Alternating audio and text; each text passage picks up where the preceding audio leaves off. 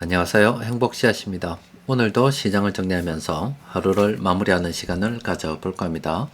오늘 우리 시장은 코스피도 코스닥도 상승 마감했습니다. 코스피는 0.6%, 코스닥은 0.78% 상승 마감했습니다. 시장 수급을 들여다보면은 코스피에서 이 개인들만 순매수를 했습니다. 그리고 코스닥에서는 개인하고 외국인들이 동시에 순매수를 했습니다. 현재 우리 시장 분위기는 단기간에 이렇게 지수가, 코스피 지수가 한 2300포인트에서 한 3100포인트까지 이렇게 급등을 했습니다.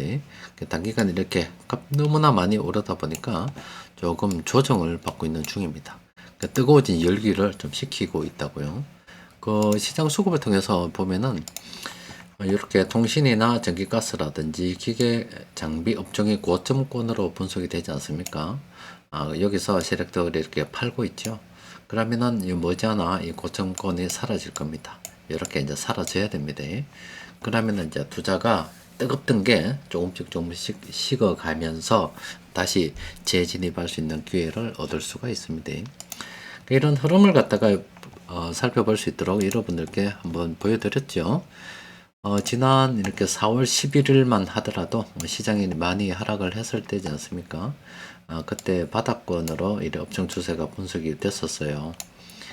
이후에 시장이 쭉 오르다가 5월달에 좀 올라서 좀 조정이 될 무렵에 또 6월달에 이제 조기 대선이 됐고 시장이 거침없이 올라가지고 7월달에는 이렇게 고점권으로 분석되는 업종들이 많았었습니다.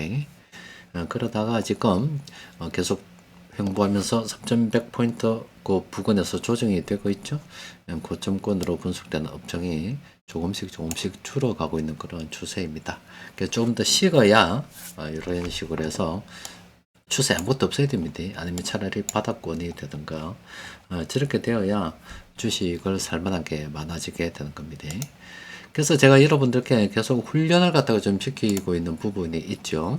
어떤 거냐면은 시장이 맞아요. 뭐 올랐다가 떨어졌다가 올랐다가 떨어졌다가 올랐다가 떨어졌다가 하겠죠. 그런데 뭐 영원히 모를 수만 없는 거고, 그죠? 또 영원히 떨어질 수만은 없는 겁니다. 그죠?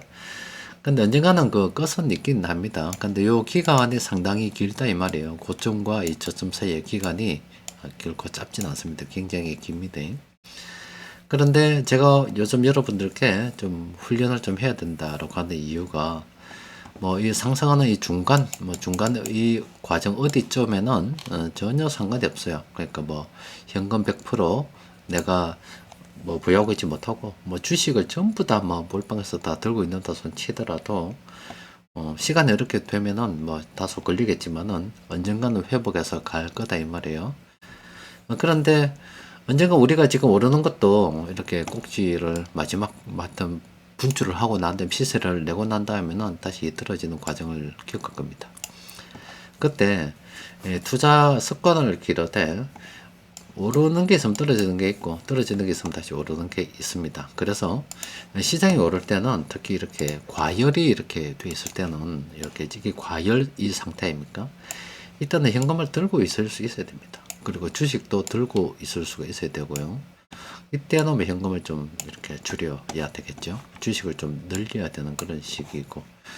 그래야 나중에 시장이 우리가 예상하지 못한 시기에 갑작스럽게 이렇게 급락을 할 수가 있습니다. 언젠가는 그럴 수도 있겠죠.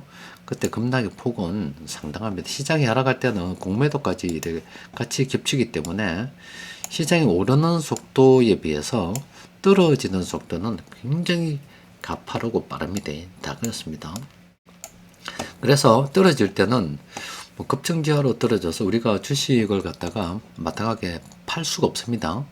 그러니까 이렇게 조금씩 올랐을 때 현금을 갖다 보유를 하고 있어야지 나중에 이런 일이 되었을 때 새로운 기회를 맞이할 수가 있고 또 보유했던 걸 미처 못 판다 하더라도 있는 그동안 좀 모아놨던 그 현금을 가지고서 좀 재기의 발판을 마련할 수가 있는 거죠. 여튼 어쨌든 간에 현금하고 주식하고 그 보유 비중 사이에서 조절을 잘 못하게 되면은 주식 투자 최종 결과는 무조건 실패로 갑니다.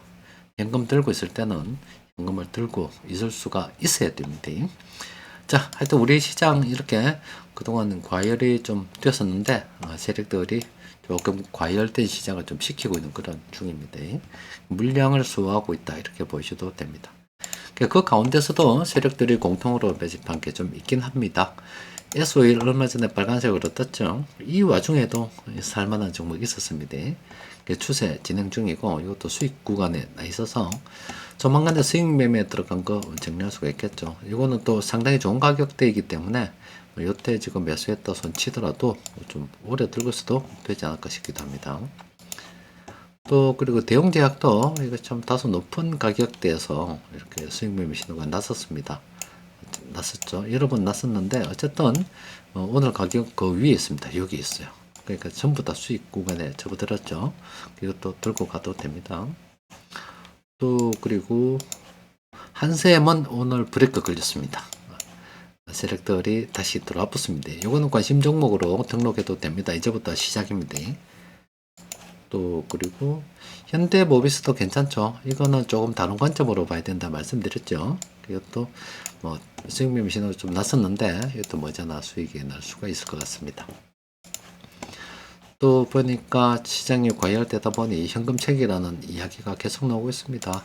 강원랜드 보니까 뭐 순환매매 관점으로는 계속 들고 가도 됩니다. 어떤 신규 접근은 안 되고 화성산업 이것도 뭐 순환매매 관점에서 계속 들고 가도 되죠. 신규 접근하기는 좀 그렇지만은 광동제약도 괜찮습니다. 그냥 들고 가는 겁니다. 수익 중이죠. 국보 디자인 이것도 그냥 들고 가는 거예요. 아직까지는 뭐 들고 있어도 됩니다. 신세계 푸드 이것도 괜찮죠. 들고 있어도 되겠죠.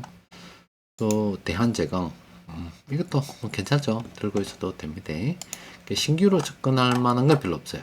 근데 현금 챙기거나 아니면은 수단매매 끝날 때까지 들고 있으라고 하는 그런 종목들은 꽤 됩니다. 하여튼 시장 요즘 굉장히 좋습니다. 뭐 들고 있다 보면은 좀 더 수익을 내기 위해서 뭐 들고 가는 그런 상황이 계속 이어지고 있는 상황인데 투자하다 보면 이렇게 또 좋을 때도 있습니다. 근데 나중에 본격적으로 거품이 일어난다 생각하면은 이거는 옳은 건 아닙니다. 그냥 꽉 잡고 계속 가는 겁니다. 오늘은 여기까지 정리하도록 하겠습니다. 이상입니다.